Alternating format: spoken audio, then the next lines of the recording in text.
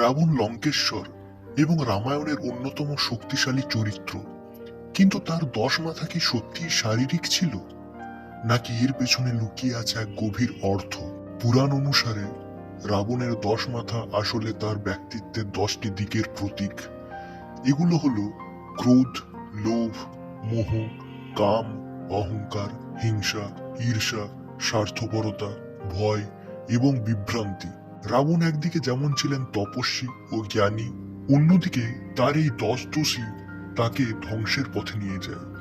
তার 10 মাথা আমাদের মনে করিয়ে দেয়, যদি আমরা আমাদের নেতিবাচক প্রবণতাগুলোকে নিয়ন্ত্রণ না করি, তবে আমাদের পতন নিশ্চিত।